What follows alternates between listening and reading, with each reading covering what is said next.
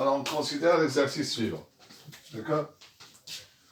Alors, on considère la fonction affine f définie par f de x égale à moins 3x plus 2. Premièrement, calculer f de 0, f de 1 et f de moins 1 sur 3. Deuxièmement, déterminer l'antécédent de chacun des nombres suivants, moins 3 et 7. C'est-à-dire chercher l'antécédent de moins 3 et l'antécédent de 7. Les points A de coordonnées moins 1, 5. B de coordonnées 2, moins 4. Et C de coordonnées 2 sur 3 et 3. Est-ce qu'ils appartiennent-ils à la courbe représentation de f? D'accord? Quatrièmement, représenter f dans un repère orthonormé. Alors, pour la première question.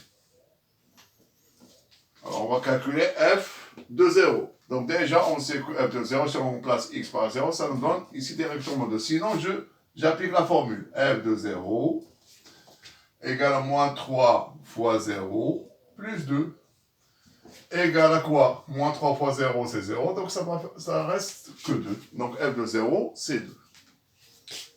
F de 1. Là, on remplace x par 1. Donc, c'est moins 3 fois 1 plus 2. Donc, ça nous donne ici moins 3 plus 2 égale à moins 1. F de moins 1 tiers.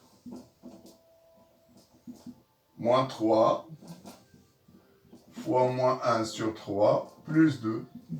Moins 3 fois moins 1 sur 3, ça donne 1. 1 plus 2 égale à 3. Pardon. Deuxièmement, on cherche les antécédents. Alors, pour chercher l'antécédent de moins 3, on résout l'équation f de x égale à moins 3. C'est-à-dire, quel est le nombre dont l'image par f est égale à moins 3. Donc, ce x, il va s'appeler l'antécédent de moins 3. Donc, f de x, c'est quoi? C'est moins 3x plus 2. Donc, voilà, c'est ça f de x. On remplace f de x par ça, sa formule. Égale à moins 3. Et on résout l'équation, on va trouver l'antécédent de moins 3. Donc, ça veut dire que moins 3x égale à moins 3 moins 2. Moins 3x égale à moins 5. Donc, on trouve x égale à 5 sur 3. D'où l'antécédent de moins 3 et 5 sur 3. Maintenant, on va chercher l'antécédent de 7. C'est-à-dire, on résout l'équation f de x égale à 7. Donc, ça veut dire quoi? Moins 3x plus 2 égale à 7. Donc, ça fait moins 3x égale à 7 moins 2. Moins 3x égale à combien? Égale à 5. X égale à moins 5 sur 3. D'où l'antécédent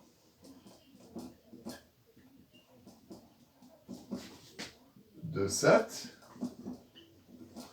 et moins 5 sur 3. Et voilà comment on calcule l'antécédent d'un nombre par une fonction.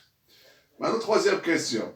Tout à l'heure, je vous ai dit qu'un nombre, un point appartient à la courbe représentative de la fonction f si f de moins 1 égale à 5. Si on trouve f de moins 1 égale à 5, ce point il appartient.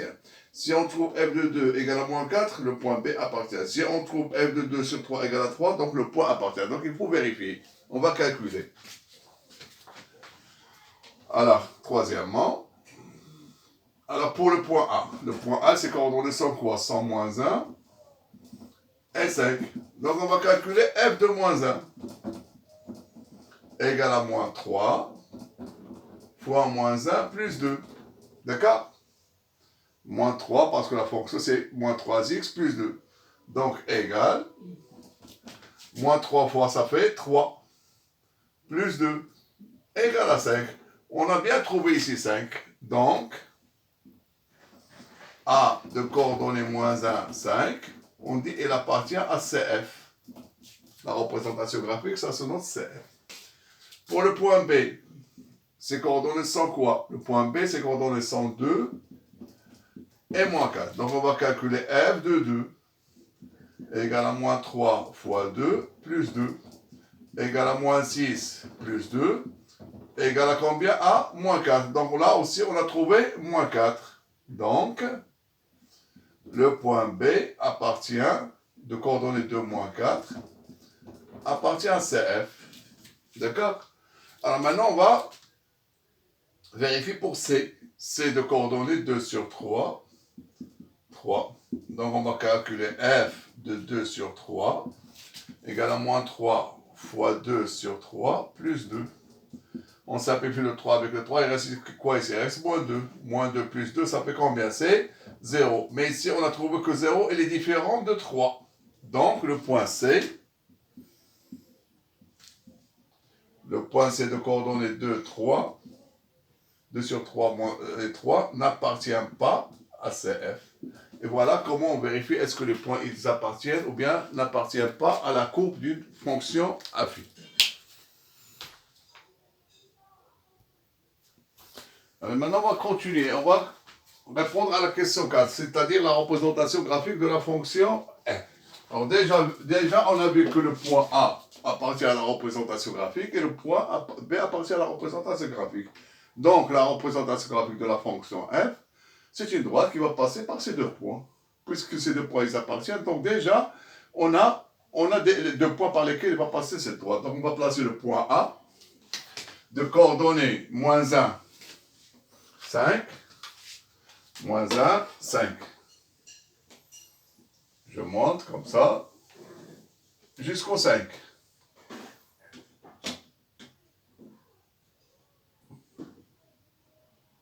Voilà. Ça, c'est 5. Donc ça va être le point A de coordonnées moins 1, 5. Le point B de coordonnées 2, moins 4. 2.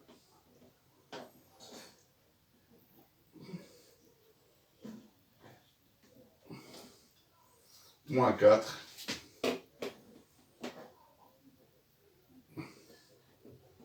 Voilà votre point B.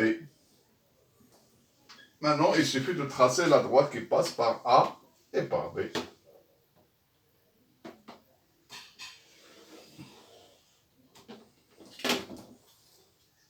Attendez que je trace comme il faut.